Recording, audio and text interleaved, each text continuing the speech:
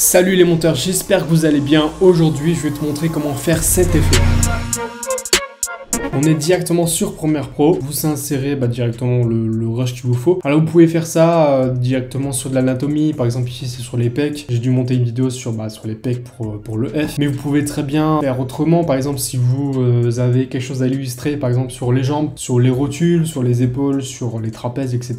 Vous prenez un rush où vous pouvez illustrer ça. C'est assez modulable. La technique que je vous montre aujourd'hui, vous pouvez l'appliquer partout, que ce soit sur des haut-parleurs, sur tout ce que vous voulez en fait. Donc vous importez votre rush, vous le glissez, déposez sur votre timeline. On supprime le son parce qu'il ne nous intéresse pas. Et on va directement choisir le passage qui correspond parmi les 25 secondes. Ici, c'est pas les 25 secondes qui nous intéressent. Par exemple, ici, il le refait. On va prendre plutôt le premier passage. Donc ici, on a 3 secondes, ça suffit amplement pour ce qu'on veut faire. On a même 4 secondes. Donc l'idée, c'est que on va illustrer du coup la partie haute des pectoraux, donc la partie claviculaire des pecs. Et pour ceci, on va commencer par dupliquer ce passage-là. Pensez bien à sélectionner le passage que vous voulez précisément parce que ça sert à rien de faire sur le rush entier des 25 secondes si pour au final vous faites que sur 4 secondes.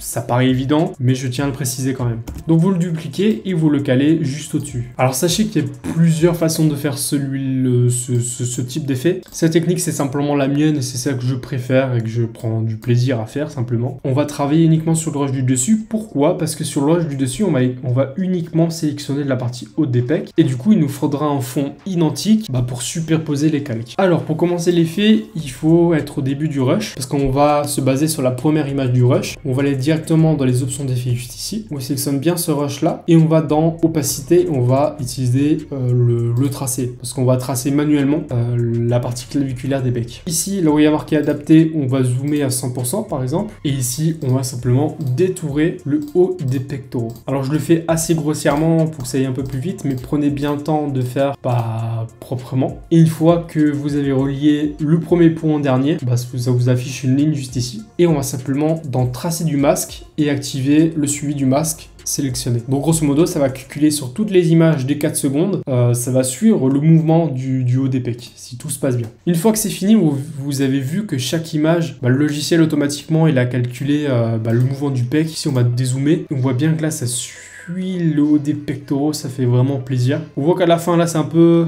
bof, du coup, on va cutter ici et on va supprimer celui-là. Donc ici, c'est parfait. Et en fait, alors, on verra ça un peu plus tard, mais du coup, on veut que cette partie-là s'affiche en rouge. Donc, pour modifier les teintes, on va dans Effet et on va taper Teinte, simplement. On va le glisser déposer sur le premier rush parce que c'est là-dessus. On sélectionne le rouge et on voit ici que c'est beaucoup trop lumineux. Du coup, on va dans le masque qu'on a tracé et on va diminuer l'opacité. Je crois que j'ai diminué à 15%. Un petit peu plus quand même, 20%. Et on voit qu'ici, c'est très léger. C'est pas fini, là, c'est dégueulasse, vous vous doutez bien. Mais on voit bien que si on masque le calque, on ne voit plus et c'est uniquement la partie claviculaire qu'on a sélectionnée. Alors ensuite ici, on va augmenter le contour progressif du masque pour éviter que ce soit net comme ça dégueulasse parce que vous voyez bien que déjà de 1 je me suis pas appliqué, j'ai pas pris le temps de m'appliquer et de 2 net comme ça c'est dégueulasse. Du coup on va augmenter la dispersion on va dire pour que ce soit beaucoup plus fluide. On va augmenter quand même l'opacité à 23 parce que là on voit pas trop, même à 25 ou jauger un petit peu en fonction du rush. Par exemple ici à 28 ça me paraît